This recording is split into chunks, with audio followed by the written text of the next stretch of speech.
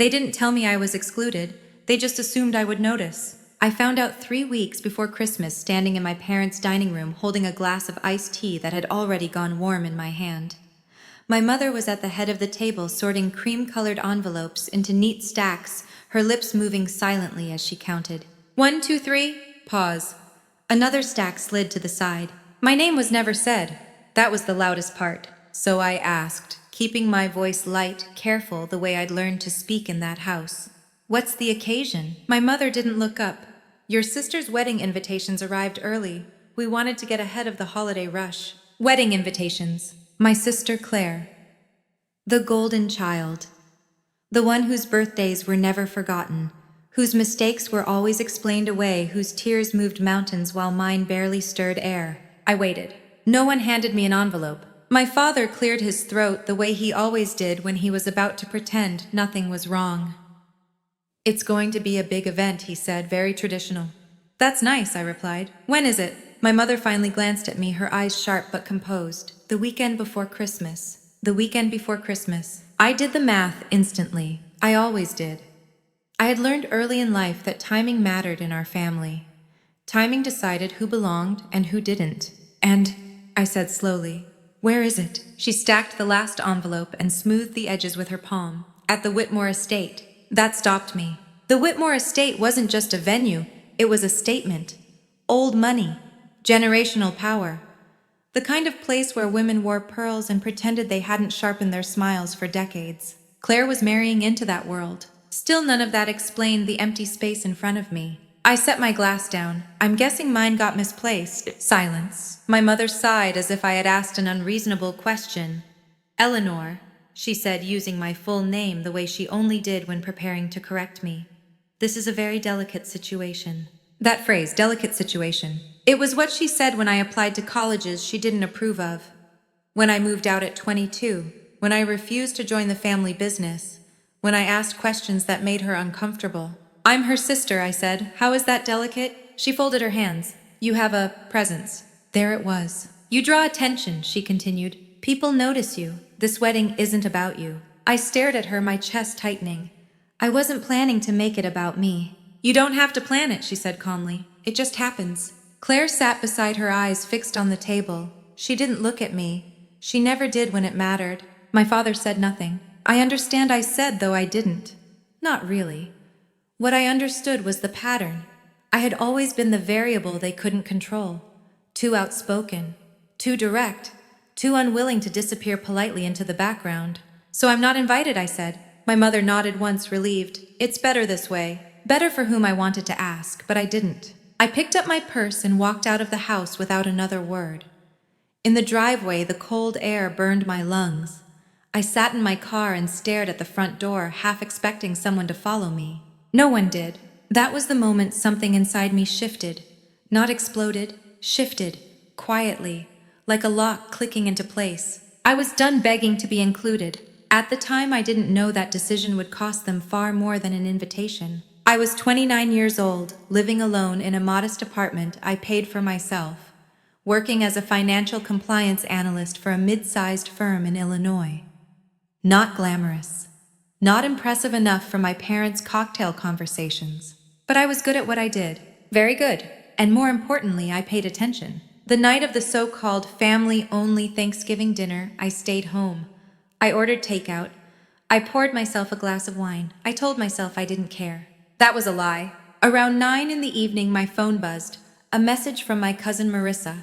You okay? I stared at the screen for a long moment before replying. Why? Because your mom's been drinking and talking. A lot. My fingers tightened around the phone. Talking about what? About how ungrateful you are. How you always make things difficult. How Claire's wedding is about preserving the family image. I laughed softly, a humorless sound. Anything else? There was a pause. She mentioned the will. My heart skipped. What about it? Another pause, longer this time. She said you shouldn't expect anything. That you made your choices. I set the phone down slowly. The will. They'd always used it like a leash. A threat wrapped in politeness. Stay in line or you're out. I'd never asked for their money. Never needed it. But the idea that they were already writing me out, already erasing me, stung more than I expected. That night I didn't sleep. Instead, I opened my laptop and pulled up public records. Not because I had a plan yet. Not because I wanted revenge. At least that's what I told myself. But I knew how money moved. I knew how family businesses hid things behind trusts and shell companies in silence. I knew how favoritism wasn't just emotional. It was financial, legal, strategic. My parents owned a regional logistics company. It had been my grandfather's pride. The kind of business built on handshakes and quiet deals. Claire had never worked there, I had. For 3 years, right after college. I'd learned the books, the vendors, the contracts. I'd seen the shortcuts, the gray areas. I'd also seen things that didn't add up. At the time, I told myself it wasn't my problem. I left. I built my own life. I stayed out of their world. But now I was no longer invited to pretend everything was fine. I wasn't angry yet. I was curious. And curiosity in my line of work was dangerous. As Christmas approached, I received no call from Claire, no explanation, no apology, just photos posted online, dress fittings, cake tastings, smiling captions about family and love. I watched quietly. I always did my best to work quietly. 3 days before the wedding, I received an email from an unfamiliar address. No subject line, just one sentence. You might want to look at the trust documents filed last spring. My pulse pounded. Attached was a file. I stared at it for a full minute before opening it. That was when I realized the invitation I never received wasn't the beginning of the story. It was the trigger. And by the time Claire walked down that aisle believing she had won everything, the groundwork for my revenge would already be in motion. They thought excluding me would keep things simple.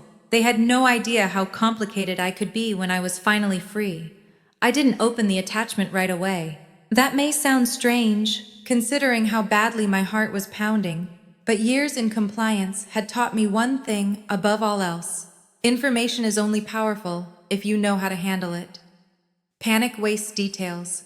Curiosity sharpens them. I forwarded the email to a private address I used only for sensitive work, shut my laptop, and made myself a cup of coffee I didn't drink. I stood at my kitchen window watching the parking lot lights flicker on as dusk settled in my mind, running through possibilities. Trust documents filed last spring. That narrowed it down more than they realized. My parents were predictable, meticulous, image-obsessed. If they were making changes to estate planning, it wouldn't be impulsive. It would be timed, strategic, probably tied to Claire's engagement announcement, which had happened just after Easter. I opened the file. The first thing I noticed wasn't my name missing. It was how carefully it had been removed. The trust had been restructured into 3 parts. One for my parents' personal assets, one for the operating company, and one newly created trust designated solely for future direct heirs. Claire's name appeared repeatedly. Mine didn't appear at all. Not even as an exclusion clause, not even as a contingency. It was as if I had never existed. I felt something cold slide through my chest, not grief, not shock, but clarity. This wasn't an emotional decision made in anger. This was planned. I scrolled slowly, reading every line. Trustee appointments, beneficiary distributions, clauses triggered by marriage, children, death. Then I saw it, a paragraph buried deep in the operating trust. A provision transferring controlling interest of the family business upon my father's retirement or incapacitation directly to Claire's husband. Not Claire, her husband. The Whitmores didn't just want my sister, they wanted the company, and my parents were handing it to them. My hands trembled slightly as I leaned back in my chair. Not because I was scared, because something clicked into place. They weren't just cutting me out of a wedding. They were cutting me out of the family legacy, and doing it in a way that violated at least 3 compliance standards I knew by heart. I read the document again, slower this time. There it was. A valuation discrepancy, a conflict of interest, an undeclared advisory relationship between the company and a consulting firm listed under a shell entity I recognized immediately. I knew that firm. I'd audited a company that used the same structure 2 years earlier. It had ended in federal investigation and quiet settlements no one talked about publicly. I closed my laptop. The email hadn't come from a random source. Someone knew exactly what I did for a living, and they knew exactly what I'd see. The next morning, my phone rang at 8:30 sharp. My mother. I let it ring. At 9:15, it rang again. I answered. Eleanor. She said, her voice clipped but controlled. I wanted to check in. You've been very quiet. I've been busy, I replied. With what? My eyes flicked to the open laptop, the trust document still glowing on the screen. Work. A pause. Well, she said I hope you'll be discreet this weekend. Discreet. Always that word. You know, she continued, people will be watching. It would be unfortunate if misunderstandings arose. I smiled. You don't have to worry about me, I said. I won't cause a scene. Her relief was audible. Good, she said. That's all we ask. After I hung up, I sat there for a long moment listening to the silence. They still thought this was about attention. They had no idea what kind of storm was forming beneath their polished surface. That afternoon, I took a personal day. I drove to a quiet library 2 towns over and logged into public filings databases under a research account I rarely used. Slowly, methodically, I traced the consulting firm listed in the trust. It led exactly where I expected. A shell company registered in Delaware, directors listed as nominees, payments routed through 2 intermediary accounts before landing in an offshore entity. It was clean on paper, too clean. The kind of clean that only looks that way if no one asks the right questions. By sunset, I had built a timeline. 6 months ago, the family business had entered into an advisory agreement that shifted profit margins just enough to reduce taxable income. Legal, technically, but only if disclosed properly. It hadn't been. I leaned back in my chair, pulse steady. This wasn't revenge. This was accountability. And I was very, very good at it. That night, I attended a small holiday gathering with colleagues. I laughed. I smiled. I listened. I let no one see the calculations running constantly in my head. At 10:45, my phone buzzed. Unknown number. I stepped outside to answer. You got the file, a man's voice said quietly. Yes, you see the problem. I see several, I replied. A soft chuckle, that's what I thought. Who are you, I asked. Someone who's been waiting for this company to slip, he said. And who didn't expect your parents to be so generous with the evidence. I closed my eyes briefly. Why send it to me? Because you're the only one who understands both sides of this, he said. Family and compliance. And because you were never supposed to see it, silence stretched between us. What do you want, I asked. For now, he said nothing. Just know that if you decide to act, you won't be alone. The line went dead. I stood there in the cold night air, my breath visible, my mind racing. I could walk away. I could let them have their wedding, their trust, their quiet transfer of power. I could be the bigger person. But bigger people didn't get erased from wills like they were inconvenient footnotes. The morning of the wedding, I woke up calm. Too calm. I made breakfast. I took a shower. I dressed simply. I ignored the flood of social media posts flooding my feed. Then I opened my laptop and drafted an email. Not to my parents. Not to my sister. To the state compliance office. I didn't send it yet. I saved it. Because timing, like everything else, mattered. And before I did anything irreversible, I wanted to see just how far they were willing to go to pretend I didn't exist. Sometimes the most devastating revenge isn't loud. It's letting people walk confidently into consequences they never saw coming. As I watched the clock inch closer to the ceremony's start time, I realized something that made me smile for the first time in weeks. They thought excluding me would protect them. But the truth was, they had just removed the one person who would have warned them before it was too late. The wedding began without me. I knew because my phone told me so. At 11:15 in the morning, photos started appearing online. The Whitmore estate bathed in winter sunlight, white chairs aligned with military precision, a floral arch that probably cost more than my first car. Claire in lace smiling like she'd finally stepped into the role she'd been rehearsing for her entire life. I watched from my kitchen table, coffee untouched, my laptop open but idle. I wasn't jealous. That surprised me. What I felt instead was distance, emotional altitude, like watching a storm from far enough away that you can admire the lightning without fearing the strike. At noon, my father posted a photo with the caption, "Family is everything." I exhaled slowly. At 12:30, my mother shared a story of Claire walking down the aisle. The song choice was the same one she'd played for me when I was 10, the year I begged for piano lessons, and she told me we couldn't afford distractions. Funny how money appears when priorities change. I closed the apps. Today wasn't about watching. It was about listening. At 1:45, my phone rang. My father. That was unexpected. I answered. Eleanor, he said, his voice strained beneath forced cheer. I just wanted to check in. I pictured him somewhere on that manicured lawn, tie loosened, pretending he wasn't uncomfortable with the choices he'd helped make. How's the wedding, I asked. It's beautiful, he said quickly. Everything your mother hoped for. I waited. He didn't say my name again. You know, he continued, your mother's been under a lot of stress. Planning, expectations, the Whitmores. I imagine, I replied. She didn't mean to hurt you, he said. She just thought it would be simpler. Simpler. That word again. Dad, I said calmly, did you read the new trust documents before you signed them? Silence. Not confusion. Not surprise. Silence. I trusted the attorney, he said finally. I know, I replied. That's what worries me. His breath caught. What are you talking about? I'm talking about the transfer of controlling interest to Claire's husband, I said. The undisclosed advisory firm. The valuation discrepancies. The line crackled. You shouldn't be looking at that, he said sharply. I smiled, though he couldn't see it. That's not an answer. He lowered his voice. This isn't the time. When is it ever the time, I asked? Because it wasn't when I worked there. It wasn't when I left. It wasn't when you rewrote the will. Eleanor, he said, please. There it was. Not denial. Not anger. Fear. Who advised you on the consulting agreement, I asked. No answer. I didn't push. Not yet. I hope the ceremony goes smoothly, I said.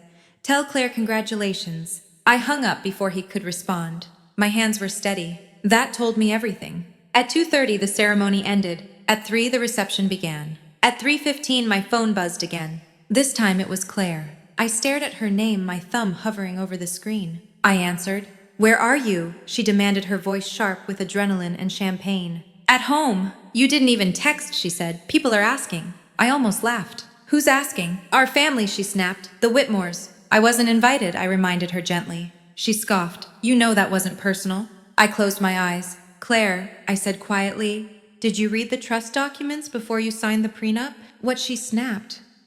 Why would I? Because you should never sign anything you don't understand, I wanted to say. Instead, I asked, did anyone explain why the company would transfer to your husband instead of you? Her breathing shifted. What are you talking about? Ask him, I said. Ask Mom, ask Dad. You're trying to ruin my wedding, she said, her voice rising. No, I replied. I'm trying to save you from being collateral damage. There was a pause. Music thumped faintly in the background. Laughter. Glasses clinking. You always do this, she said. You always think you know better. I do know better, I said softly. That's why they kept me out. She hung up on me. I sat there staring at the dark screen. I felt no satisfaction. Only inevitability. At 4:27, the first crack appeared. The unknown number texted me. They're announcing the future leadership during the toast. I didn't respond. At 5, my mother stood to speak. I didn't hear the words, but I saw the video later. Her smile tight, her posture rigid, the way she gestured toward Claire's husband as she spoke about legacy and continuity. At 5:03, the room applauded. At 5:04, someone in the back raised a question. I knew because my phone vibrated. That wasn't on the agenda. At 5:06, the attorney tried to redirect. At 5:08, the question was asked again louder. At 5:10, my father intervened. At 5:12, the Whitmore patriarch stood up. That was the moment the illusion shattered. I didn't need to be there to feel it. My phone buzzed again. Claire, again. I answered. What did you do? She demanded, panic cutting through the music behind her. Nothing, I said honestly. You told someone she accused. I asked you to ask questions, I replied. That's not sabotage. She was crying now. They're saying there are compliance issues, she whispered. They're saying the announcement was premature. I leaned back in my chair. This is why you raped the documents, I said gently. You're ruining everything, she sobbed. No, I said. I'm letting the truth show up without makeup. She hung up. At 6, the reception ended early. At 6:30, the guests began to leave. At 7, the Whitmores requested a private meeting. At 8:15, my father called again. This time his voice was broken. We need to talk, he said. I know, I replied. Not over the phone. I looked at the compliance report draft still open on my laptop, the email unsent, the evidence neatly organized. Tomorrow, I said, at my place. He hesitated. You're not doing this out of spite, are you? He asked. I thought about the empty chair where my invitation should have been. The erased name, the trust that pretended I never existed. No, I said. I'm doing it because I was the only one who ever cared enough to tell you the truth. After I hung up, I finally sent one email. Not to the state, not yet. To the attorney who'd drafted the trust. Subject line clarification required regarding fiduciary obligations. I smiled as I closed my laptop. The wedding was over. The reckoning was just beginning. My father arrived the next morning alone. That mattered. He didn't bring my mother. He didn't bring the attorney. He didn't bring Claire or her new husband, or anyone who could buffer him from the truth. When I opened the door, he stood there holding nothing but his coat, his shoulders slumped in a way I had never seen before. He looked older than he had the day before. Come in, I said. He stepped into my apartment like it was unfamiliar territory, which in a way it was. He'd never liked visiting me here. Too small, too quiet, too clearly mine. He sat on the edge of the couch, hands folded, eyes scanning the room as if searching for something solid to hold on to. I didn't sleep, he said. I know. He looked up at me, then really looked. How long have you known? I didn't pretend, since the email. Before that, I suspected. He nodded slowly. Your mother wanted to make things clean. That word again. Clean, I repeated. By handing the company to a man she barely knows. She trusts his family, my father said. Their reputation. Reputation doesn't protect you from regulators, I replied. Disclosure does. He rubbed his face with both hands. The Whitmores are furious. I almost smiled. They believe they were misled, he continued. They're demanding answers, threatening legal action. I leaned against the counter. They should. His eyes snapped to mine. Eleanor, you signed documents that transferred operational control without proper disclosure, I said. That's not just a family issue. That's a governance issue. He swallowed. Your mother said the attorney assured her it was standard. Standard for who, I asked. Because it's not standard for anyone who plans to survive an audit. Silence settled between us, thick and uncomfortable. Finally, he said, she thinks you orchestrated this. I let that hang. She thinks you wanted to humiliate Claire, he added. And you, I asked. He hesitated too long. That's your answer, I said quietly. He looked away. I softened then just a little. Not because he deserved it, but because I needed him to listen. I didn't leak anything I said. I didn't call anyone. I didn't sabotage the wedding. All I did was ask questions. The kind of questions no one else wanted to ask, because they were afraid of rocking the boat. The boat's sinking, he murmured. Yes, I said, and it's been leaking for a long time. He exhaled slowly. Your mother wants to meet. Of course she does. At the house, he added. Tonight. I shook my head. Here, she won't agree to that. Then she doesn't want a solution, I said. She wants control. He stood pacing now, his hands trembling slightly. You don't understand. She's terrified. I do understand, I said. She's terrified because the story she's been telling herself for years is unraveling. The story where she's always right. He stopped pacing. She said you've always been difficult, he said quietly. Too independent, too questioning. I met his gaze. She said that to justify not listening to me. He looked at me for a long moment, then nodded once. I'll convince her. When he left, my phone buzzed almost immediately. Claire. I didn't answer. 10 minutes later, a text. Please, just talk to me. I waited before replying. I'm not your enemy, but I won't lie to protect a fantasy. 3 dots appeared, disappeared, appeared again. He's saying you're trying to take everything. I closed my eyes. That stung more than I expected. I typed slowly. I don't want the company. I want the truth. There's a difference. No response. That afternoon, I received a formal email from the attorney. Polite, defensive, carefully worded.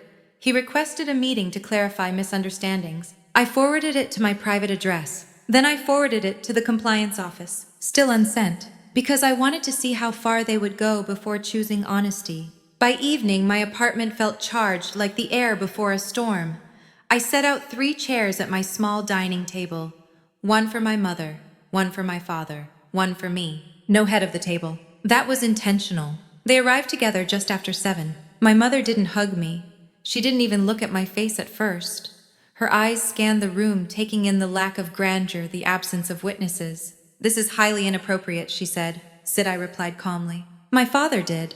After a moment, she followed stiffly. I want to be very clear, she began. Whatever game you think you're playing, it ends tonight. I smiled faintly. This isn't a game. You embarrassed us, she snapped. You embarrassed your sister on her wedding day. You embarrassed yourselves, I said. I wasn't there. Her jaw tightened. You think you're clever, digging through documents, stirring suspicion. I think I'm thorough, I replied. There's a difference. She leaned forward. You have no right. I worked for that company I cut in. I know its books, I know its weaknesses, and I know when something isn't just unethical, but illegal. My father flinched. Her eyes flashed. You're exaggerating. I'm not, I said, sliding my laptop across the table. And neither is the state. Her breath caught. What is this, she demanded. A draft, I said. A report I haven't submitted yet. Yet. She stared at the screen, reading, her face draining of color line by line. You would turn us in, she whispered. I would protect myself, I replied. And I would protect the people who depend on that company to exist legally. She looked at my father. You told her. He said nothing. Her voice broke then, just slightly. After everything we've done for you. I laughed, a short, incredulous sound. You excluded me. You erased me from your will. You handed our grandfather's company to a stranger, and you're surprised I stopped protecting your image. You always wanted more, she said bitterly. I wanted honesty, I said. I wanted a seat at the table. You gave me silence. The room was quiet now, heavy, raw. Finally, she said, what do you want? I met her gaze. Full transparency, I said. Revised trust documents, independent audit, and Claire's husband removed from the succession plan. That's impossible, she snapped. It's necessary, I replied. Unless you want this to go public. My father closed his eyes. She looked at me like she was seeing me for the first time. Not as a problem, not as a disappointment, as a threat. And that was the moment I knew. This wasn't revenge anymore. This was leverage. And for the first time in my life, I was holding all of it. My mother didn't speak for a long time after that. She sat back in the chair. Her hands folded so tightly, her knuckles had gone white, staring at the laptop screen like it might rearrange itself if she waited long enough. My father kept his eyes on the table, as if looking up would force him to choose a side he'd been avoiding for decades. I let the silence stretch. Silence had always been her weapon. Tonight it was mine. You're bluffing, she said finally, her voice low, controlled but frayed at the edges. You wouldn't destroy your own family. I tilted my head slightly. You already did. I'm just documenting it. Her lips pressed into a thin line. This is blackmail. No, I said, this is consequence. She scoffed. You think the state will take you seriously? You're a disgruntled daughter with a grudge. I smiled faintly. I'm a compliance analyst with a paper trail. That landed. She glanced at my father, who still hadn't moved. Say something, she snapped. He lifted his head slowly. She's not wrong. The words fell heavy between us. My mother stared at him, stunned. You're siding with her? I'm siding with reality, he said quietly. We trusted the wrong people. We rushed decisions. And now we're exposed. Her composure cracked then, just for a moment. I was trying to protect us. From what I asked, from scrutiny or from me. She didn't answer. I closed the laptop and folded my hands in front of me. You asked what I want. I told you. Transparency, accountability, and a future that doesn't implode the second someone asks questions. You want control, she accused. I shook my head. I want out of the blast radius. Her eyes narrowed, and Claire, that hurt. She's already in it, I said. You put her there. She's my daughter, my mother said sharply. So am I. That finally broke something in her. Her shoulders sagged. Her voice dropped. You were always so difficult. I didn't rise to it. I was past that now. I was observant, I said. You just didn't like what I saw. My father cleared his throat. What happens if we do what she's asking? I answered before my mother could. The audit happens quietly. The trust is revised. The consulting agreement is terminated. The Whitmores are told the truth. Painful but survivable. And if we don't, he asked. I met his eyes. Then I send the report. And the fallout won't be quiet. My mother stood abruptly. You think you can strong-arm us like this? I think you're out of options, I said calmly. She paced the room, heels clicking sharply against the floor. You've always resented Claire. That's not true, I replied. I resented the rules being different. I resented being punished for asking questions while she was rewarded for obedience. She stopped pacing. You wanted what she had. I shook my head. I wanted what you pretended we both had. Fairness. The room went still again. Finally, she said, if we agree to this, what do you get? I didn't hesitate. Nothing. She laughed bitterly. Don't insult me. I'm not, I said. I don't want the company. I don't want your money. I don't want a public apology. Then why do this? She demanded. I looked at her. Really looked at her, at the woman who had taught me how to smile politely while swallowing discomfort. How to value appearances over truth. How to disappear gracefully. Because I'm done being the family secret you manage behind closed doors, I said. Because I refuse to let your fear destroy something my grandfather built. And because if I don't draw this line now, you'll keep crossing it. My father nodded slowly. My mother didn't. She walked to the door, then stopped with her hand on the knob. If you do this, she said, without turning around, you won't be welcome back. I felt something inside me settle. I already wasn't, I said. The door closed behind them with a quiet finality. I stood there alone in my apartment, the hum of the refrigerator, the only sound my heart steady in a way it had never been before. I didn't cry. That surprised me. Instead, I opened my laptop and began organizing files, because I knew what was coming next. The next morning, the Whitmores made their move. I woke to 3 missed calls and an email marked urgent. It was from Claire's husband, Marcus. We need to talk now. I stared at the screen, then at the coffee brewing on my counter. I took my time pouring a cup before replying. I'm available at noon. His response came instantly. This can't wait. I smiled. It already had. We met at a private conference room in a downtown hotel. Marcus arrived with a lawyer in tow, both of them wearing expressions that assumed authority. They expected me to be flustered, defensive, emotional. They were wrong. You've caused significant disruption. Marcus began, his tone cool. Your timing was unfortunate. I didn't choose your wedding date, I replied, or your trust structure. His lawyer leaned forward. Our understanding is that you're threatening regulatory action unless certain demands are met. I shook my head. I'm offering you a chance to mitigate damage. Marcus scoffed. You don't have standing. I slid a folder across the table. His lawyer opened it, scanned the contents, and stiffened. That advisory firm, I said, is under investigation in 3 states. Your name appears in communications you probably forgot existed. Marcus's face drained of color. This isn't personal, I continued. But you married into a family that confused loyalty with silence. I don't. The lawyer closed the folder. We'll need time. You don't have much, I said. Marcus stood abruptly. You think you've won? I looked at him calmly. I think you underestimated the wrong person. After they left, I sat alone for a long moment, watching the city move below the window.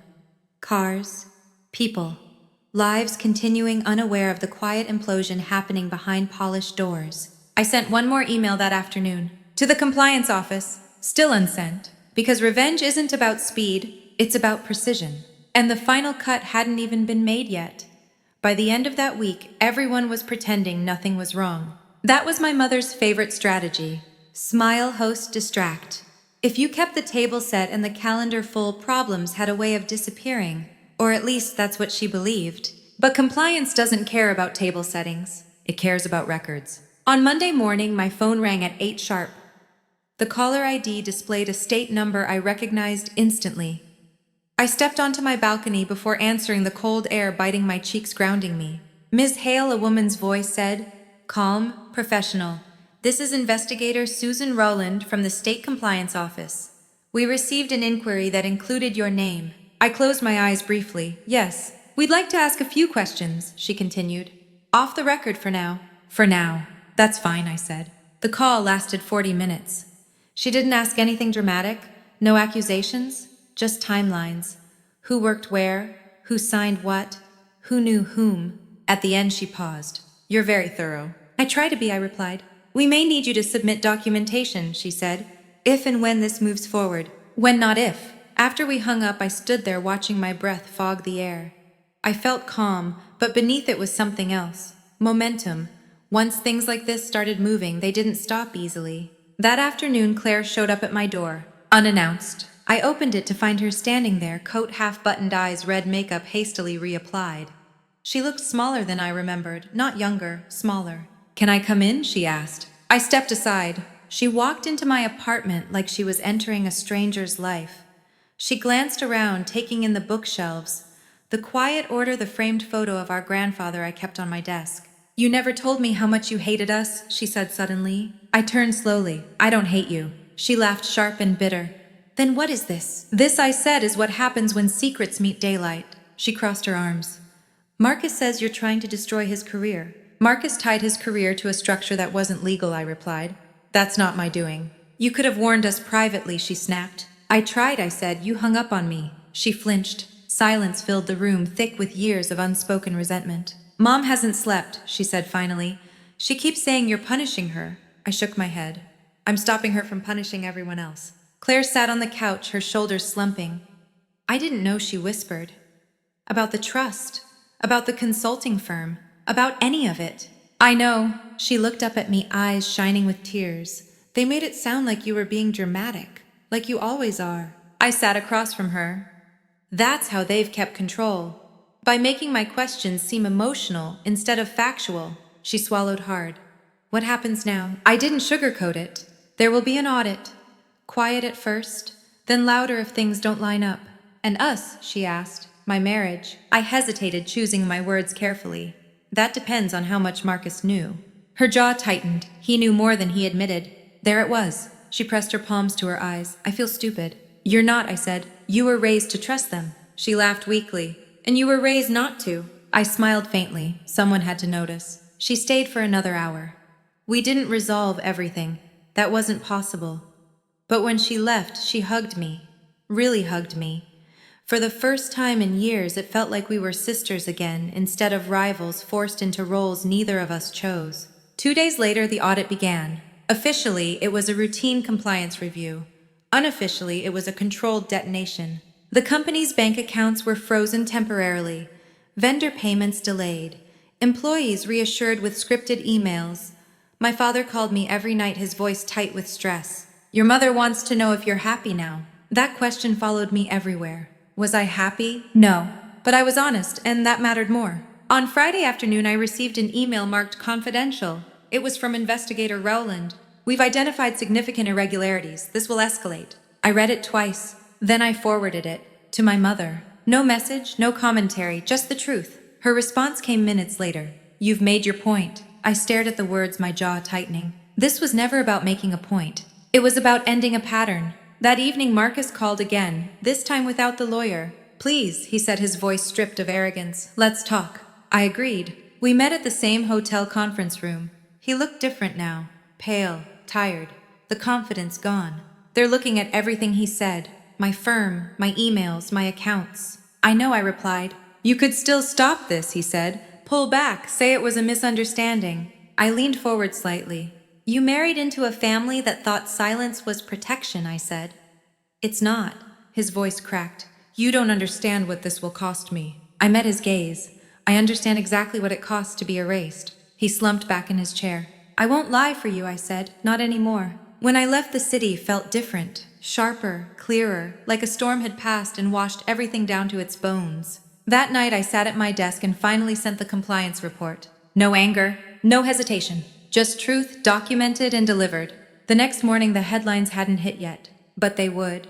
And when they did, my family would realize something far more painful than exposure. They would realize that the daughter they excluded had been the only one capable of saving them from themselves, and she had chosen integrity instead. The headlines didn't arrive with fireworks. They arrived quietly, the way real damage always does. I was at my desk Monday morning reviewing a routine report for a client who still believed rules were optional when my phone began vibrating nonstop. Not ringing, vibrating. Email notifications, news alerts, texts stacking on top of each other until the screen blurred. Regional logistics firm under state compliance investigation. Undisclosed advisory relationships raise red flags. Succession plan questioned amid governance concerns. They didn't name my family at first. They never do. But anyone who mattered knew exactly who it was. I closed my laptop and leaned back in my chair, breathing slowly. I felt no rush of triumph, no satisfaction. Just a dull pressure in my chest, like something old and heavy had finally shifted. By noon, the company's name was public. By 1, the Whitmore's name appeared alongside it. By 2, my phone rang with a number I hadn't seen in years. My grandmother's. I hesitated before answering. "Hello." Her voice was thin but steady. "Eleanor." "Yes, Grandma?" "I saw the news," she said. "I wanted to hear it from you." I swallowed. "What would you like to know?" "Did you do this to hurt them?" she asked. "No," I said honestly. "I did it to stop something worse." She was quiet for a long moment. I could picture her sitting in her sunroom, the one place in that house where no one raised their voice. "Your grandfather warned them," she said finally. "About shortcuts, about letting outsiders steer the ship." I closed my eyes. "They didn't listen," she continued. "They never do when they think they know better." Her voice softened. "I'm proud of you." That nearly undid me. After we hung up, I sat there staring at nothing, letting the words settle. Proud. It wasn't something I'd heard directed at me very often. By late afternoon, the calls started coming from people I barely remembered. Former coworkers, distant relatives, old family friends suddenly concerned. Most of them wanted one thing: reassurance. I gave none. At 4:30, my father called. This time he didn't bother with pleasantries. "The board has suspended operations," he said. "They're cooperating fully." "I know. They're asking for an independent restructuring," he continued. "They want someone neutral." I waited. "They suggested you." I almost laughed. "They think you'll make them look cooperative," he said quietly. "And frankly, I think you're the only one they trust right now." There it was. The irony so sharp it almost hurt. "I'm not stepping in to save appearances," I said. "I know," he replied. "But will you step in to protect the employees?" That gave me pause. The drivers, the warehouse staff, the accountants who just wanted their paychecks to clear. I'll consider it, I said, with conditions. I expected nothing less, he said. We ended the call without resolution, but something had changed. For the first time, he wasn't asking me to be smaller. He was asking me to be competent. That evening, Claire came over again. She didn't knock this time. She stood at my door like someone waiting for a verdict. They froze Marcus's accounts, she said. He's under review at his firm. I nodded. I know. She paced my living room, hands twisting together. Everyone thinks I married for power, for money. They're saying I knew. Did you? I asked gently. She stopped, looked at me. No. I believed her. I feel like an idiot, she whispered. I spent my whole life doing what Mom wanted, thinking it would keep me safe. I thought of all the times I'd done the opposite. How unsafe that had felt. How necessary. Obedience doesn't protect you, I said. It just delays the cost. She sank onto the couch. What happens to us now? I sat beside her. That depends on what you choose next. She looked at me, eyes red but steady. I want out. That surprised me. Out of what? I asked. Out of the marriage, she said quietly. Out of the lies. Out of being managed. I didn't respond right away. That's not revenge, she added quickly. I know that's not your thing. I smiled faintly. It never was. It's survival, she said. Yes, I agreed. It is. She stayed late that night. We talked like adults, not rivals. About fear, about expectations, about the quiet ways women are trained to disappear inside families that demand loyalty over truth. When she left, she hugged me again. Whatever happens, she said, I won't let them make you the villain. I watched her go, feeling something loosen inside me. Not healed, but moving. The next morning, my mother finally called. I almost didn't answer. Almost. Her voice was hoarse. You've humiliated us. I've told the truth, I replied. They're calling me, she snapped. Reporters, investors, people I thought were friends. They're calling because the image cracked, I said. Not because I swung the hammer. You could have stopped this, she insisted. Yes, I said, by lying. She went quiet. Do you know what it feels like, she said finally, to watch everything you built unravel? I closed my eyes. Yes, I said, I've been watching it my whole life. She inhaled sharply. What do you want from me? There it was again. I want you to stop pretending this is my fault, I said. And I want you to stop asking me to clean up messes you refuse to acknowledge. You always think you're right, she said bitterly. No, I replied. I think the truth matters more than comfort. She hung up without another word. For the first time, I didn't feel the familiar sting. I felt space. By the end of the week, the company announced a full restructuring. The advisory firm was terminated. The trust documents were suspended pending review. Marcus resigned from his board position. No arrests, no dramatic perp walks, just consequences. The quiet kind. I accepted the board's request under strict terms.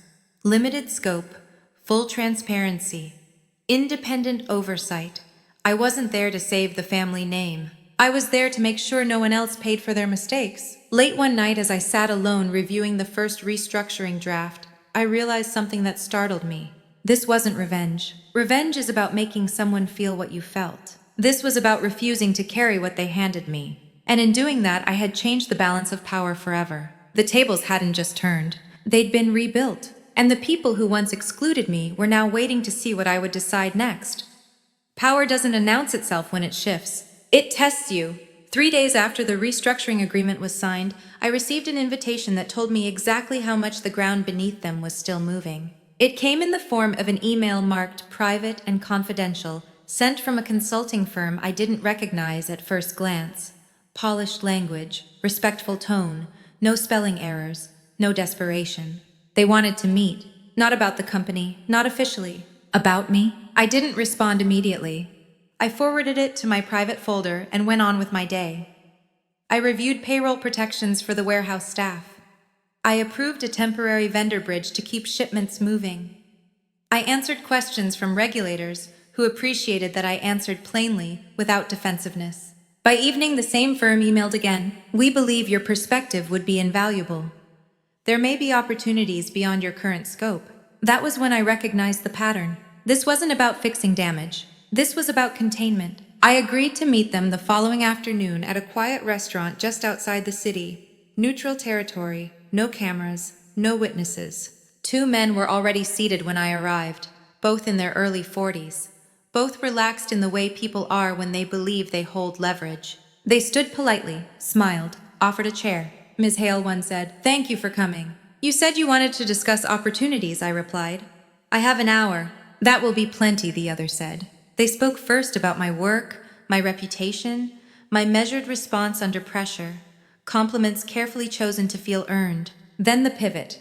There's concern, the first man said, folding his hands, about how exposed the situation has become. I raised an eyebrow. Exposure tends to follow secrecy. A smile flickered, then vanished. We believe the matter can still be reframed, the second man said, with the right guidance.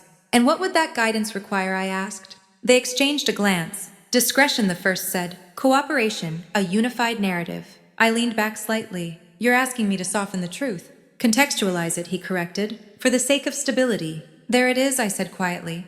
They paused. For whose stability, I asked. The second man smiled again, slower this time. For everyone involved. I nodded, and in exchange, the first slid a folder across the table.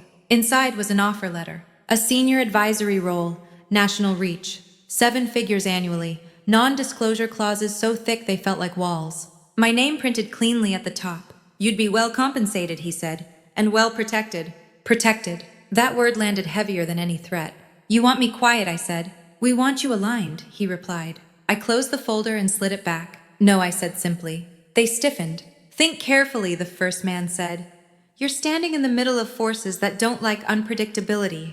I met his gaze. Then they shouldn't have created it. The second man's smile disappeared entirely. You could still change your mind. I stood. You reached out because you thought I could be managed, I said. You were wrong. I left without shaking hands. That night my phone rang twice. Unknown numbers, both went unanswered. At home, I poured a glass of water and sat at my kitchen table, the quiet pressing in around me. I wasn't shaking. I wasn't scared. But I understood something new. They weren't afraid of what I'd already done. They were afraid of what I wouldn't do for them. The next morning, my mother sent a message. We need to talk. This has gone far enough. I stared at the screen for a long moment before replying. You don't get to decide that anymore. Her response was immediate. You're enjoying this. I closed my eyes. That accusation had followed me my entire life. Any time I stood my ground, any time I refused to bend, enjoying it. As if self-respect were cruelty. I typed slowly. I'm finally not absorbing it. She didn't reply. Instead, my father called an hour later. They're pressuring your mother, he said. Socially, financially. People are pulling back. I know, I said. They think you're holding the keys, he continued. That you'll make this stop. I looked out my window at the street below. People walking dogs, deliveries being made. Life continuing indifferent to legacy and reputation. I'm not holding anything hostage, I said. I already told the truth. He hesitated. They're offering to revise the will. I almost laughed. They want to put me back in, I asked. Yes, he said. Equal shares, immediate effect. I felt something cold and clear settle in my chest. No, I said. He exhaled sharply. Eleanor, I don't want their money, I said. I want them to stop using it as currency for love. Silence. They don't know how, he said quietly. That's not my problem, I replied. That afternoon, Claire called. They offered Marcus a deal, she said. Reduced exposure if he cooperates quietly. And I asked? He wants me to stand by him, she said. Smile. Say nothing. I waited. I told him no, she continued. I filed for separation this morning. I closed my eyes. Are you okay, I asked. I'm terrified, she said, but I feel clear. Yes, I said, that's the feeling. She laughed softly. Mom says this is your fault. I know, I replied. I told her it wasn't, Claire said. I told her this was the cost of control. My chest tightened. Thank you, I said. She hesitated. They're going to try something else. I know, I said. And they did. By the end of the week, an op-ed appeared in a regional paper.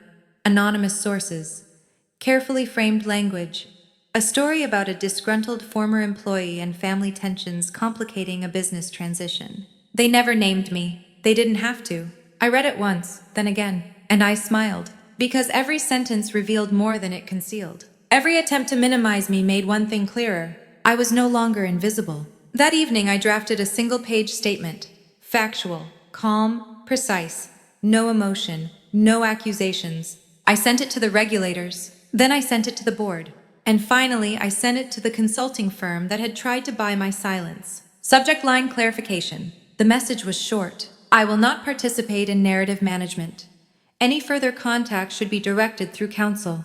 After that, the calls stopped. Not because they were satisfied, because they were recalculating. That night, as I lay in bed staring at the ceiling, I understood the true shape of revenge. It isn't loud, it isn't cruel. It's when the people who controlled the story realize they no longer get to tell it, and they have no idea what chapter comes next.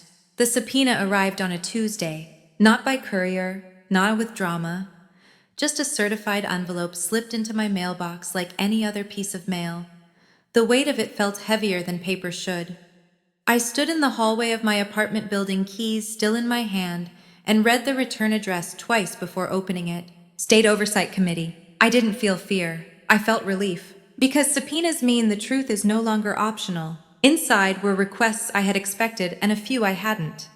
Emails, meeting notes, advisory contracts, communications tied to the shell entity, dates, names, timelines. They wanted everything. I sat at my kitchen table and spread the pages out carefully, the way I always did when preparing for a long process. I marked what I had, what I needed, what I could corroborate independently. By noon, my phone rang. My mother. I didn't answer. 10 minutes later, my father. I answered that one. They served us too, he said without preamble. I know, I replied. They want testimony, he continued. Statements, depositions. Yes, he hesitated. Your mother's not handling it well. I stared at the window at the reflection of my own face looking steadier than I felt. She never does when control slips. They're advising her to settle, he said, quietly. And tell the truth, I asked. Silence. Dad, I said gently. Tell me what they're really asking. He exhaled. They want a unified account. There it was. They want us to say the advisory agreement was misunderstood, he continued. That the trust changes were procedural, that there was no intent to mislead. And they want me to confirm that I said, yes. I closed my eyes. They think if you support it, he added, the committee will view this as an internal family disagreement, not systemic misconduct. I let the words settle. Dad, I said that would be lying. I know. They're asking me to erase my own evidence, I continued. To discredit myself. I know, he repeated quieter now. And you want me to do it, I said. He didn't deny it. They're scared, he said. Everyone's scared. I thought of the countless times I had been scared in that family. Scared to speak, scared to disagree, scared to take up space. I won't, I said. There was a long pause. This could ruin us, he said finally. I felt something tighten in my chest, not anger but sadness. It already did, I replied. You just didn't notice until now. He didn't argue. We ended the call without resolution. An hour later, my mother showed up at my door. I hadn't expected that. I opened it to find her standing there, coat perfectly buttoned, hair, immaculate eyes sharp with something between fury and desperation. She didn't wait to be invited in. You are tearing this family apart, she said the moment she crossed the threshold. I closed the door behind her calmly. Sit. She didn't. They're saying you're the problem, she continued. That you escalated something that could have been handled internally. Handled, I said softly. Or hidden. She ignored that. All you have to do is soften your statement. Clarify intent. Emphasize misunderstanding. You want me to lie, I said. Her jaw tightened. I want you to protect us. I met her gaze. You want me to protect you. She scoffed. What's the difference? I laughed, a short, incredulous sound that surprised even me. That question is the difference. She stepped closer, lowering her voice. Do you have any idea what people are saying about us? Yes, I replied. The truth. Her eyes flashed. You think you're morally superior. No, I said. I think I'm finally done being morally compromised. She stared at me, breathing hard. If you do this, she said, if you testify against us, you will be dead to this family. I felt the old ache rise familiar and sharp. Then pass. You already buried me, I said quietly. This just makes it official. Her voice broke then, just barely. I raised you. You managed me, I corrected. There's a difference. She turned away, pacing. You always had to be right. I watched her, this woman who had built her life on appearances and control, now unraveling because one person refused to play along. I don't need to be right, I said. I need to be honest. She stopped pacing and looked at me. Really looked as if trying to find the child she used to control. This will destroy your sister, she said. I shook my head. You did that when you taught her obedience was safety. She slapped the back of the chair beside her, frustration spilling over. So that's it. You choose strangers over blood. I took a slow breath. I choose myself. Her face went still. You've always been selfish, she said flatly. I nodded. That's what you call it when you can't control someone anymore. She left without another word. I stood in the quiet apartment for a long time after the door closed, my hands trembling just slightly, not from fear, from release. That evening I called my attorney. I'll testify, I said, fully. The hearing was scheduled 2 weeks later. Those 2 weeks were the longest of my life. Every day brought new pressure. Emails from extended family urging reconciliation. Messages from acquaintances offering advice I hadn't asked for. Thinly veiled warnings about reputation and future prospects. I ignored them all. Claire came by once, sitting silently at my kitchen table while I organized documents. They asked me to lie too, she said finally. I looked up. What did you say? I said no, she replied. For the first time in my life. I smiled. How did it feel? Terrifying, she said, and freeing. Yes, I said. That's the pattern. The day of the hearing arrived gray and cold. I walked into the government building alone. My documents neatly organized, my posture steady. When I took my seat, I felt eyes on me from across the room. My parents sat together. My mother didn't look at me. My father did, his expression unreadable. Marcus wasn't there. I was sworn in and began to speak. I told the truth, all of it. The structure, the omissions, the pressure, the timing, the attempt to manage the narrative after exposure. I didn't editorialize, I didn't accuse. I simply laid out the facts. When it was over, the room was silent. The committee thanked me for my cooperation. As I walked out into the cold afternoon air, my phone buzzed. A single message from my father. I wish we'd listened to you sooner. I stared at the screen for a long moment. Then I typed back, so do I. That night, as I sat alone in my apartment, exhaustion settling into my bones, I realized something profound. Revenge isn't when they suffer. It's when they ask you to lie for them. And you finally say no. The consequences were no longer mine to carry. They belonged to the people who had made the choices. And for the first time in my life, that felt like freedom. The fallout didn't come all at once. It came in pieces, measured and procedural, the way institutions dismantle things they no longer trust. 2 weeks after the hearing, the Oversight Committee released its preliminary findings. No press conference, no spectacle. Just a dry, carefully worded document posted quietly on a government website. Material governance failures, undisclosed conflicts of interest, breach of fiduciary duty. I read it once, then again. By the third time, the words stopped stinging. They became facts. And facts once named stop haunting you. The board announced leadership changes that same afternoon. My father was removed as interim decision-maker. A third-party firm stepped in to oversee restructuring. The advisory agreement that had started everything was formally voided. And the succession plan, scrapped. Claire's husband was no longer in line for anything. When my phone rang that evening, I already knew who it would be. My father. They've asked me to step down permanently, he said quietly. I know. They're recommending a civil settlement, he continued. Penalties, oversight. Yes. He was silent for a moment. Your mother hasn't said a word since the report went public. I pictured her at the kitchen table in the house where silence had always been used as leverage. Now it had nowhere to land. She blames you, he said. I didn't respond. She also blames herself, he added almost as an afterthought. That surprised me. I don't know what happens to us now, he said. I leaned against the window, watching headlights slide past in the dark. That depends on what you do next. He didn't ask me to fix it. That was new. The next morning, the call I'd been expecting finally came. From the consulting firm that had tried to buy my silence. Their tone was different now, less polished, less confident. We believe there may have been a misunderstanding, the man said. We'd like to clarify our position. You already did, I replied. We're prepared to offer cooperation, he said. Full transparency. I smiled. That would have been helpful before. He cleared his throat. We'd like your guidance. No, I said. You want absolution. Silence. I don't sell that, I added. Try the truth. The line went dead. By the end of the week, the firm announced its own internal review. The dominoes were falling. Not because I pushed them, because no one had bothered to stabilize them in the first place. Claire called me on Sunday morning. I moved out, she said. I closed my eyes. Are you safe? Yes, she replied. I stayed with a friend. And Marcus! He's angry, she said, confused, blaming everyone but himself. I nodded. That tracks. She laughed softly, then sighed. Mom says this family is cursed. I leaned back in my chair. No, this family is exposed. There was a pause. She wants to talk to you. I felt my stomach tighten. About what? About everything Claire said. I think she finally understands something broke. I didn't answer right away. Not to apologize, Claire added. At least not yet. I'm not ready, I said honestly. I know, she replied. I just wanted you to know. That night, I slept for the first time in weeks without waking at 3 a.m. to replay conversations. My body felt heavy, but in a good way, like something had finally been put down. The next day, I received the formal offer from the board. They wanted me to stay on as an external compliance advisor during the restructuring period. Limited authority, clear boundaries, full independence. I read the terms carefully. Then I countered. I would accept under one condition: no family involvement. They agreed within an hour. When I told my father, he didn't argue. That's fair, he said quietly. That word again. Fair. It sounded different now. Working with the company again was surreal. Same systems, same names, entirely different dynamic.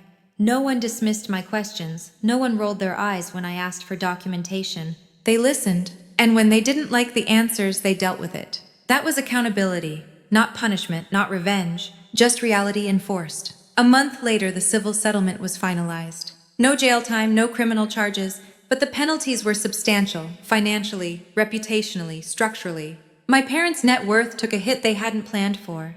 The kind of hit that couldn't be smoothed over with appearances. The will was revised again. This time I didn't ask to see it. I didn't care. My mother finally reached out the week after the settlement, not with a call, with a letter, handwritten. I held it in my hands for a long time before opening it.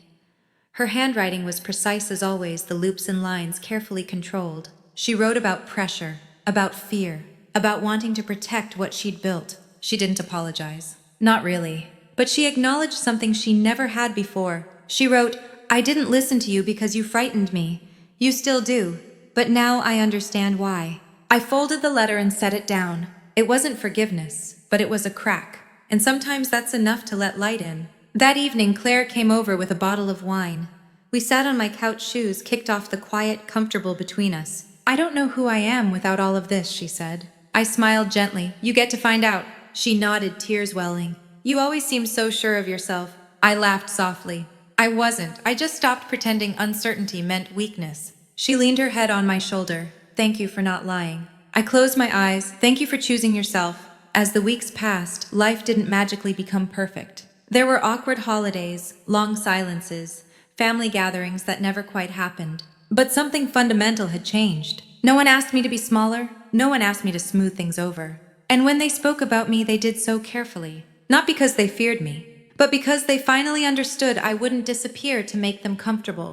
One evening, as I reviewed the final compliance report and prepared to step away from the restructuring role, I realized something that felt almost unreal. I had won, not in the way movies portray it, not with applause or vindication, but with autonomy. The power to say no, the power to tell the truth, the power to walk away without carrying their shame with me. That was the consequence they never planned for. They had tried to erase me. Instead, they taught me exactly how strong I could be once I stopped asking to belong. And in doing so, they lost the only person who might have protected them sooner. I didn't feel triumph. I felt done. And for the first time, that was enough. When everything finally went quiet, I didn't recognize the sound. For months, my life had been measured in alerts, calls, documents, deadlines. Even when I slept, my mind stayed half awake, waiting for the next demand, the next accusation, the next attempt to pull me back into a role I'd already outgrown. Then suddenly there was nothing. No hearings scheduled, no reporters circling, no urgent emails marked high priority. Just silence. The first few days unnerved me. I kept checking my phone out of habit, expecting another shoe to drop. It didn't. The world had moved on the way it always does once the drama no longer serves anyone. That was when the real reckoning began. Not with them, with me. I stepped down from the advisory role quietly, exactly as agreed. The board thanked me. The regulators closed their files. The company settled into its new, smaller, more transparent shape. I walked away without a press release, without a farewell meeting, without looking back. At work, my colleagues treated me differently now, with respect that wasn't cautious or curious but earned. They didn't ask questions about my family. They didn't hint at gossip. They trusted my judgment. That trust felt heavier than approval. One evening as I was leaving the office, my manager stopped me. "You know," she said, "if you ever want to lead a team, the door's open." I smiled. "I'll think about it." For the first time, I meant it. Claire called more often. Not with crises, not with updates filtered through guilt or fear. Just calls. Conversations about books she was reading, walks she'd taken, things she was discovering about herself, now that she wasn't performing for anyone. "I didn't know I liked quiet," she said once, laughing. "I thought something was wrong if nothing was happening." I understood that feeling intimately. My father reached out occasionally too. Short messages, neutral updates. He never asked for advice, never asked me to fix anything. It felt like his way of respecting a boundary he hadn't known how to see before. My mother didn't call. Weeks passed, then months. I stopped waiting for it.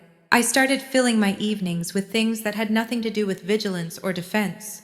Long walks, cooking meals that took time, letting conversations drift without steering them. One Saturday morning, I found myself cleaning out a drawer I'd ignored for years. Old notebooks, half-written lists, a letter I'd never sent to my parents when I was 23, back when I still believed clarity could save us all. I read it once, then I tore it up. Not out of anger, out of relief. The woman who wrote that letter didn't exist anymore. She didn't need to be explained or defended. Late that afternoon, my phone buzzed with a number I hadn't seen since the settlement. My mother. I stared at the screen longer than necessary before answering. Yes, her voice was quieter than I remembered. I hear you stepped away from the company. I did. A pause. Your father said it was clean? Yes. She cleared her throat. I wanted to ask how you are. The question felt strange, like a word spoken in the wrong language. I'm well, I said. Another pause. I don't know how to talk to you anymore. I considered that. Then don't, I said gently. Not until you want to listen. She inhaled slowly. I'm not good at that. I know. She didn't argue. I've been thinking, she said, about how much effort I spent trying to make everything look right.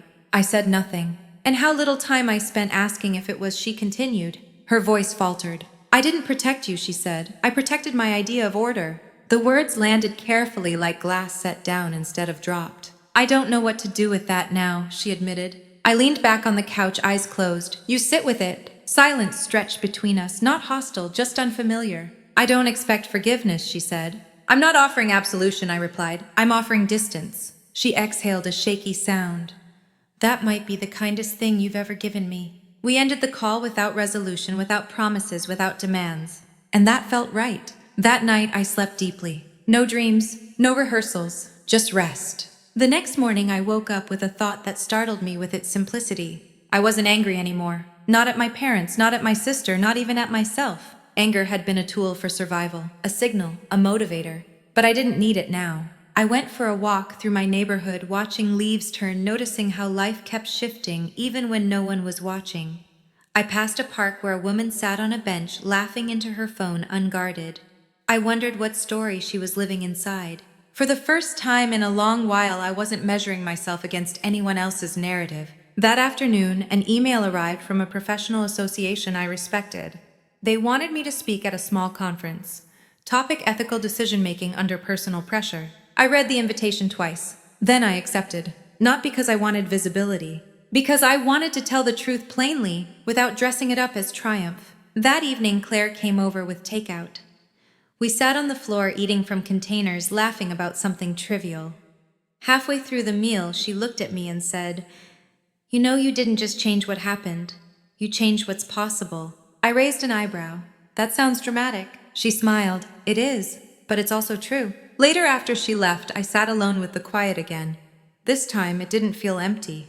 It felt earned. I realized then that the hardest part of all of this hadn't been standing up to my family or testifying or refusing to lie. It had been learning how to live without the constant hum of resistance. Peace requires practice, and I was finally willing to learn. The storm had passed. The wreckage had been cleared. What remained wasn't perfection or reconciliation or even certainty. It was something far rarer. Choice. And tomorrow, for the first time in my life, I would wake up and decide what came next without considering who might try to stop me. That thought made me smile. Because the story wasn't over yet. It was simply no longer being written in reaction to anyone else. The first thing I noticed waking up that morning was how quiet my mind felt. Not empty, not numb, just still. For most of my life, my thoughts had arrived already braced, already rehearsing arguments that hadn't happened yet. I woke up ready to defend myself, to justify my choices, to anticipate disappointment before it arrived. That morning, there was none of that. I lay there for a moment, listening to the soft hum of the city outside my window, and understood something that took years to earn.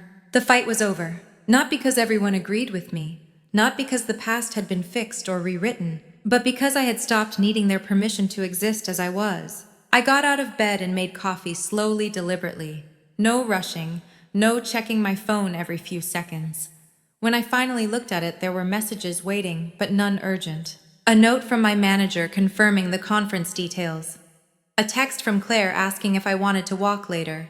One email from my mother, short and unpolished. I'm trying to learn how to be quiet without disappearing. I didn't respond right away. Some things don't need answers, they need time. At the conference a week later, I stood behind a plain podium in a modest room filled mostly with women who looked tired in the way people do when they've been strong for too long. I didn't dramatize my story. I didn't name names. I didn't frame myself as a hero. I talked about silence. About how families and companies and institutions teach women that keeping the peace is the same as being good. About how integrity often costs you relationships long before it saves you. I told them the truth, that revenge isn't always loud, that justice doesn't always feel satisfying, that sometimes the bravest thing you can do is refuse to lie when everyone is counting on you to. When I finished, the room stayed quiet for a long moment. Then a woman in the front row raised her hand. She looked to be in her late 50s. Her hair pulled back, her posture careful. I spent 30 years protecting a family business that never protected me, she said. I thought leaving would make me the villain. She swallowed. It didn't, it made me free. I nodded. Yes, that's exactly it. Afterward, women came up to me one by one. Some hugged me, some just thanked me. Some cried quietly like something old had finally loosened. I didn't feel powerful. I felt useful. Claire and I walked that evening, the air cool, the sky fading into soft gray. She moved differently now, slower, less apologetic. I signed the divorce papers, she said casually. I stopped walking. How do you feel? She considered it, sad, relieved, angry, hopeful. I smiled. That sounds about right. She laughed. You know what's strange? What? I used to think revenge meant proving Mom wrong, or making Marcus regret everything. And now I asked. Now I think it's living without explaining myself. I reached over and squeezed her hand. That's the kind that lasts. A few days later, my father invited me to lunch. Just the two of us. Neutral restaurant, no speeches.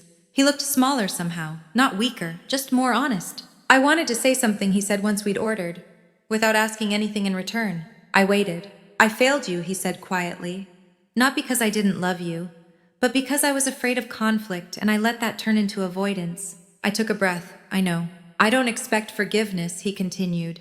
I just didn't want the silence to do more damage than the truth already has. I nodded. That's fair. We ate in a comfortable quiet after that. When we parted, he hugged me awkwardly like someone relearning how. It wasn't closure, but it was real. The final letter from my mother came at the end of the season, handwritten again, the words uneven in places. She wrote that she had started therapy, that she didn't know who she was without control, that she was trying not to turn discomfort into blame. She didn't ask for reconciliation. She wrote, I'm learning that order and love are not the same thing. I confused them for a long time. I folded the letter and placed it in a drawer, not as evidence, not as leverage, just as truth. That night, I sat alone on my couch, a blanket pulled around my shoulders, thinking about everything I had lost. The inheritance, the illusion of harmony, the version of family that only existed if I stayed small. Then I thought about what I had kept. My name, my integrity, my ability to sleep at night without rehearsing lies.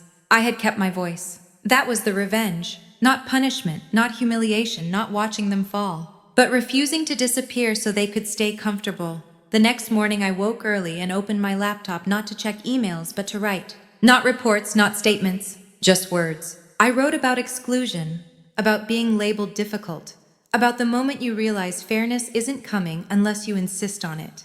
I didn't know yet what it would become. Maybe a story, maybe a channel, maybe nothing at all.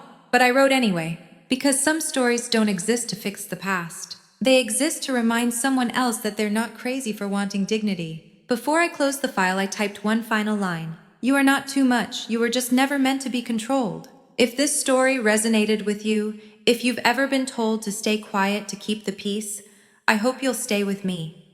Leave a comment, share your story. And if you want more stories like this, stories about justice, karma, and women choosing themselves after years of being erased, make sure to subscribe. Some storms destroy you, others show you exactly what you're strong enough to survive. And once you know that no one ever gets to decide your place again,